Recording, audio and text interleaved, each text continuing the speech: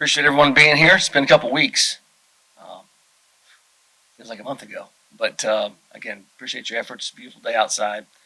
Uh, Coming off a bye week, and we got some things done, I think, internally.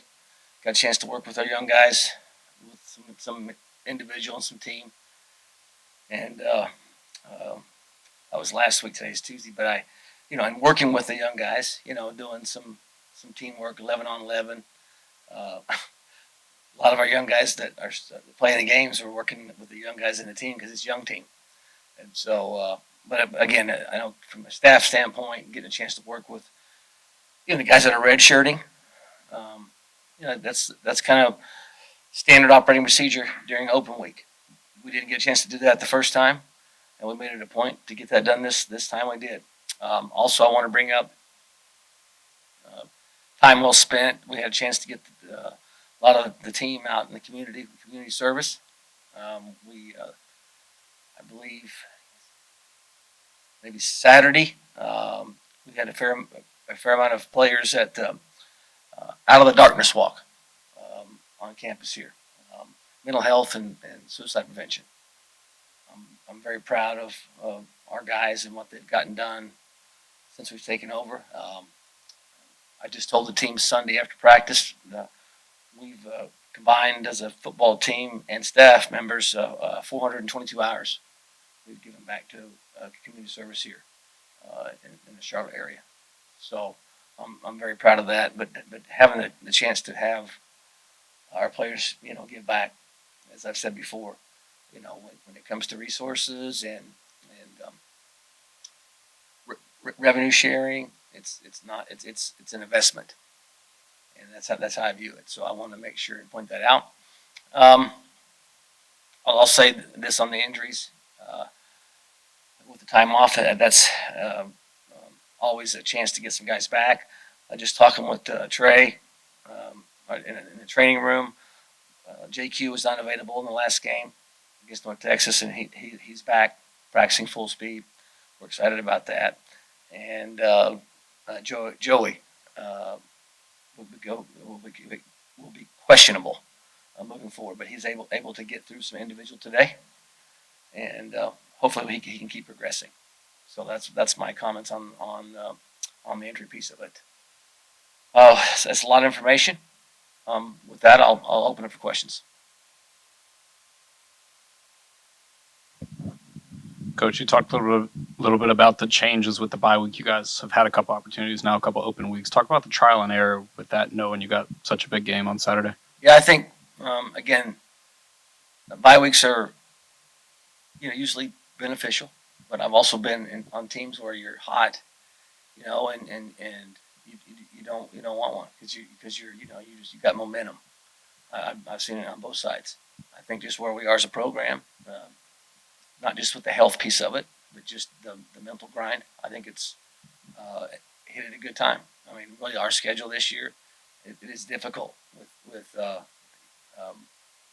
opponents. I mean, we played some really good teams. We have some great teams coming up, But I really like where they failed this year for us, and I think we have taken steps to give us our best chance to move forward as a program.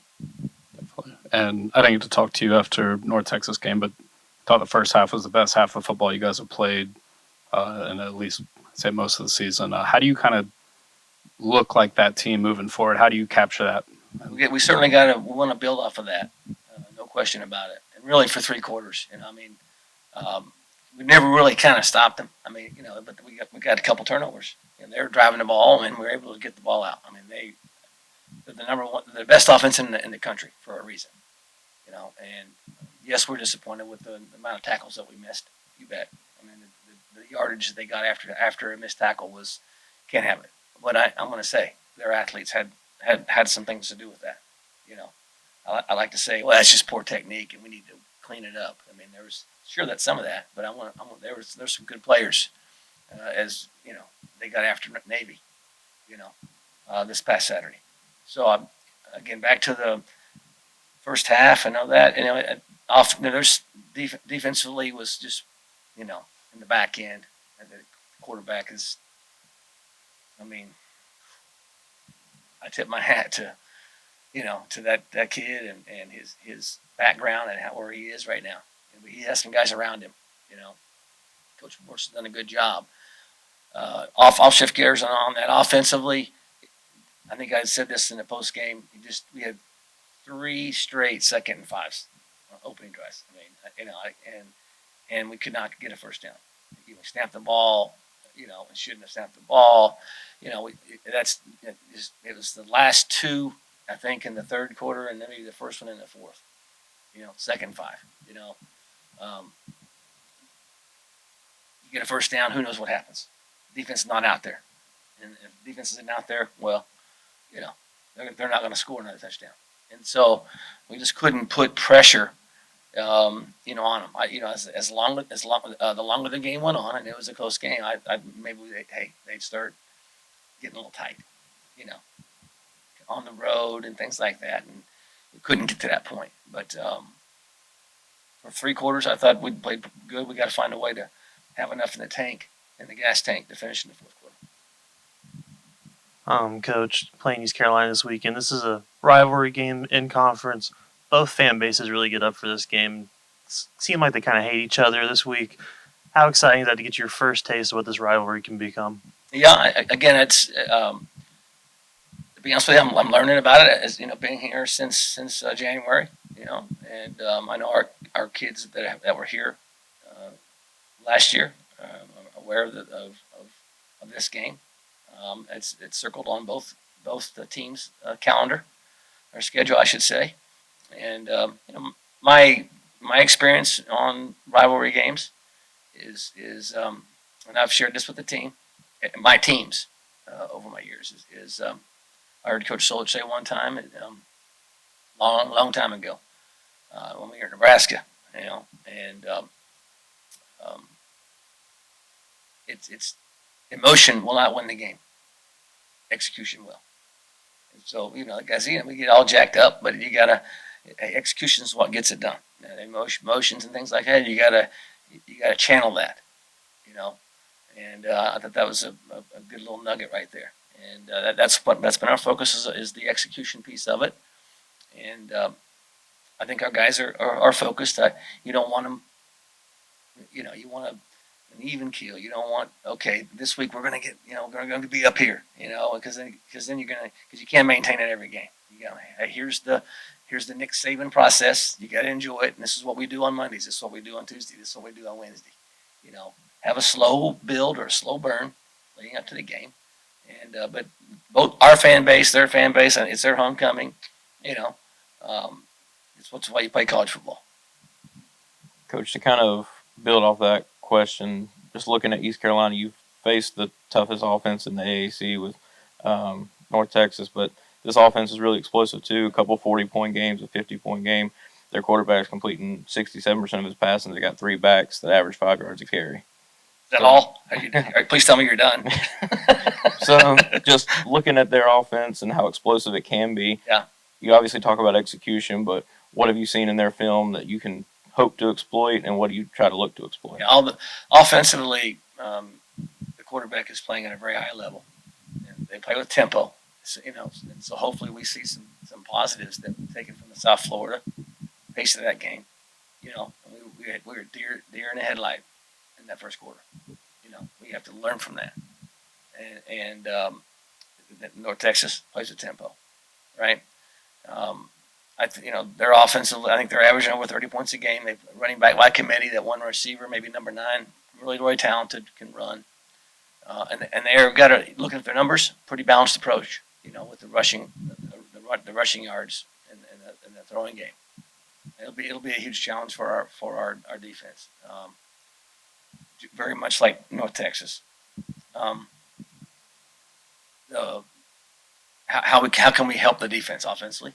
Second and 5, we're going to have to get it converted, and then get another one, and then get another one, and then get another one. And then when we get down to the red zone, we got to get a touchdown, and not get a field goal, and build off of no turnovers.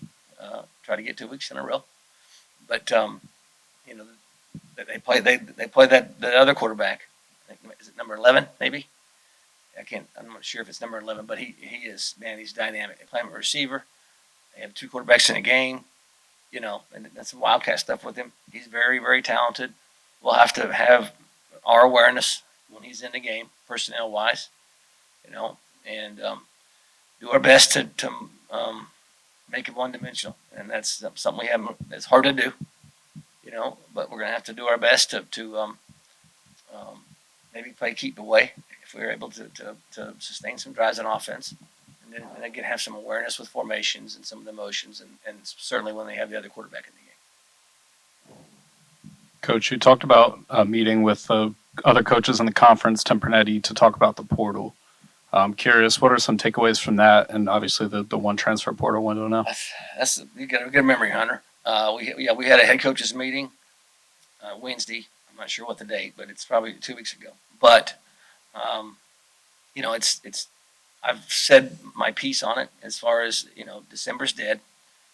We voted on that as a here in Charlotte at the American Football Coaches Association, and at the time of the vote, we had 2 windows, in December and May, and it changed in October, to 1 window, and they put it in January, and so I voiced my opinion on the call, and said just repeated what I just told you, and our executive director Craig Bowl was on the call.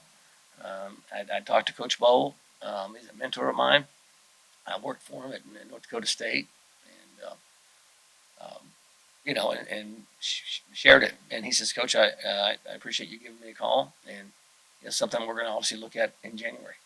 So I think it's gonna get fixed. But us as coaches, we're reacting every time they make a change.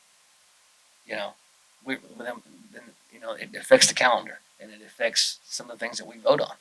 It's like as a group of coaches, we are reacting to things and not being proactive on some stuff.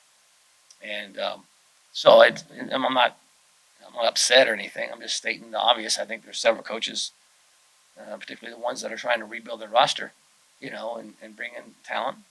And with December being dead, it makes it more challenging.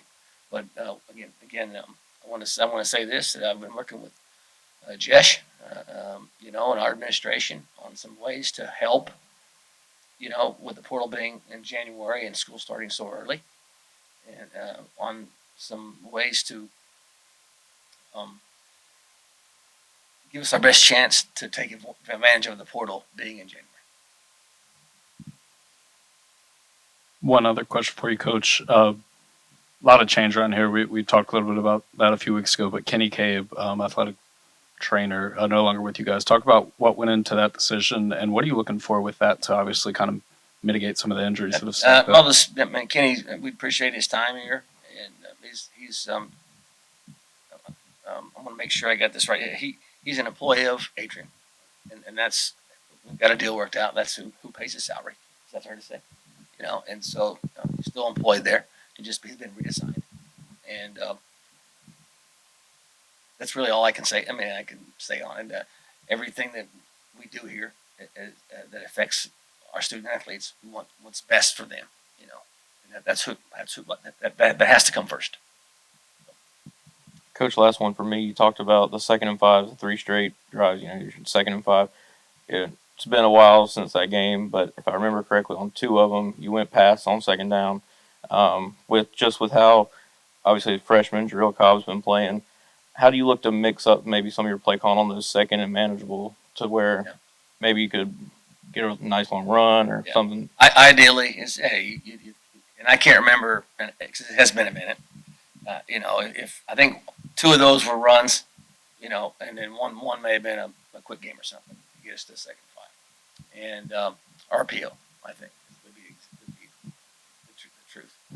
Obviously, you throw it up in there. My wife says, another run up the middle or whatever. I mean, we're a big inside zone team, but ideally, it's if you got a strong running game, and it's, I'm on record as saying, rushing yards are important, but I'm big on second half rush yards. I mean and we're in the second half, and Well, you finished the game with 89 yards. Well, 68 of them are coming in the second half. You know, okay, right? And so, uh, how to fix it? It's not just call another run. You got to take your shots. I mean, the first explosive touchdown from Javen, that was a run situation. They were in zero.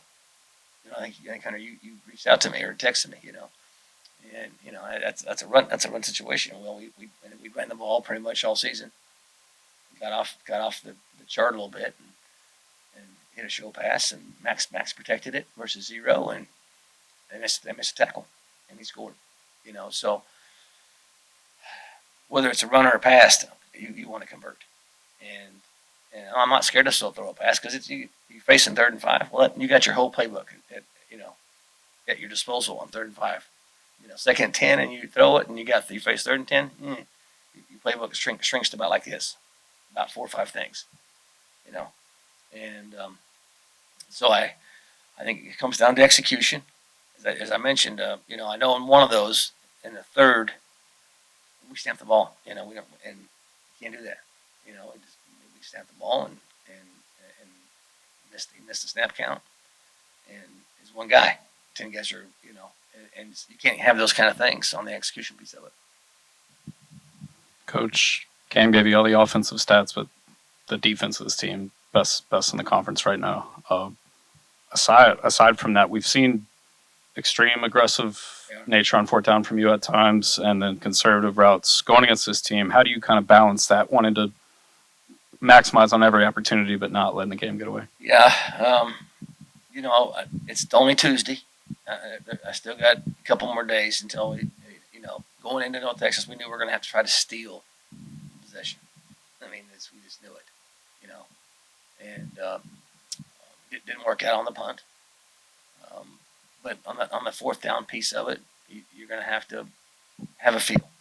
We have the PFF, the fancy book. It costs all kinds of money, which has been very helpful. Okay, I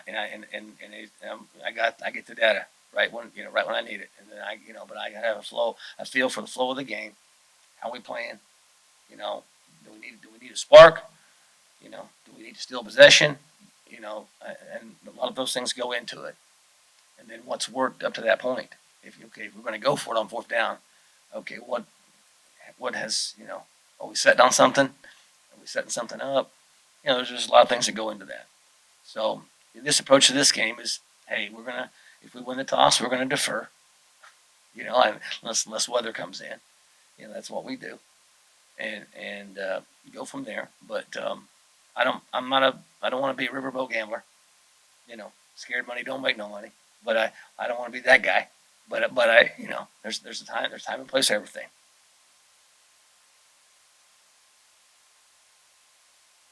All right. Thank you, guys. Appreciate you. Grayson, been a while since we got to talk to you. Just wanted to talk about some of the ups and downs of the season. Obviously, a big game Saturday, but you played well last time out. So just like I said, talk about the ups and downs. Yeah, it's been a wild ride this year. Unfortunately with Connor's injury, he got the chance to play, and then didn't work out against USF, and got the chance to come back and play. But it just speaks to a lot of the guys we have in our locker room. Connor and Zach having my back, and the guys up front, the guys in the receiver room, and even guys like Shay on the defense. Always saying that they got my back, and the team's rallied behind us. Really whoever goes out there to play quarterback. So I think it speaks more to the guys in the locker room than it does me. But yeah, it's been a wild ride this year. It's been a lot of fun. And for both you guys, rivalry game this weekend. Charlotte's 2-0 in this series. I know you guys both new to the program, but talk about, I guess, what it means to you guys and what you've heard from teammates on the squad. Yeah, I mean, obviously the rivalry's pretty young, but yeah, it means everything. This is the game that we have both our calendars marked, I guess, for this Saturday. So it means everything to this place, and it means everything to them there, I'm sure. And yeah, it's going to be a great matchup. Yeah, I think just echoing what Shay said. I think it's one of those that we don't like them, they don't like us. It should be a good atmosphere Saturday, and we're looking forward to it. Shay, when you guys played USF, North Texas, they're both tempo teams. ECU's that way. How can you use the experience from those two games to try and improve on the defense against tempo this weekend? Yeah, I mean, I was actually talking about it with a couple of the linebackers. Playing USF was like as early as we did was like the best experience we could have done because now we feel so used to such an extreme tempo that we're not going to be surprised by it. So having that and to be able to go into this week, we feel confident. We don't feel like anything's gonna affect us on the defense wise. Last game out, 3/4 game is really close. What can you guys take away from that through this bye week to build off of the good things and maybe clean up some of the lesser good things? Yeah, I think it's just about finishing. I think we learned that on a Friday night we can play with anybody in the country, and now it's just about handling our business to go out and finish games, play all 4 quarters, and not just a half or 3/4, and truly find out what it takes to finish a game and play all 4 quarters. For Shea, it's been a struggle with some of the pass rush this season, but you and Reed have had some success going against this offense. They've only allowed 8 sacks. How do you guys kind of maximize that and speed up Hauser's clock on Saturday?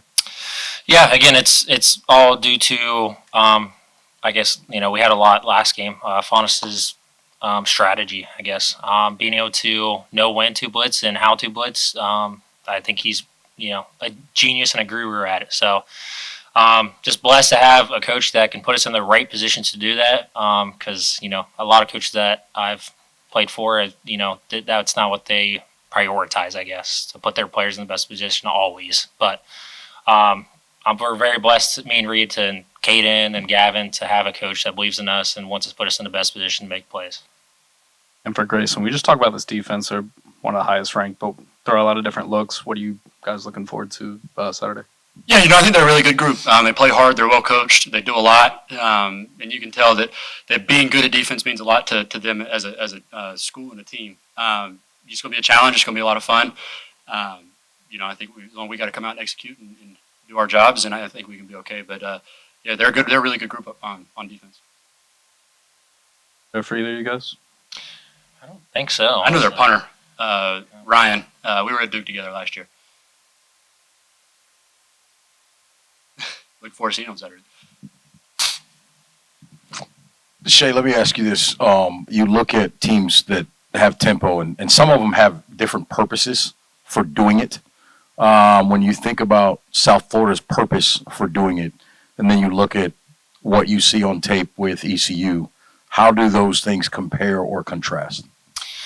I mean, USF lives off it. I don't think ECU does as much. But again, I mean, this league is tough, and you have linemen that can do it, that are, I guess, conditioned enough, big enough, strong enough, but more importantly, conditioned to do it. So when you have a league that's tough to where you go against just about every week, you can expect some sort of tempo. Not as crazy as USF, but I mean, you get conditioned to on the defense. And again, like I said, having played USF, we feel pretty conditioned now. And Grayson, is there a trait that stands out to you with this secondary in particular from ECU? I would just go back to being well coached. I think it really shows up when they're changing looks on the quarterback. They try to change post snap and confuse the quarterback and really change windows, and they do a really good job of it. They get to their spots and they don't really give up a ton of stuff behind them. So yeah, I think it would just go back to being really well coached as a group back on the back end.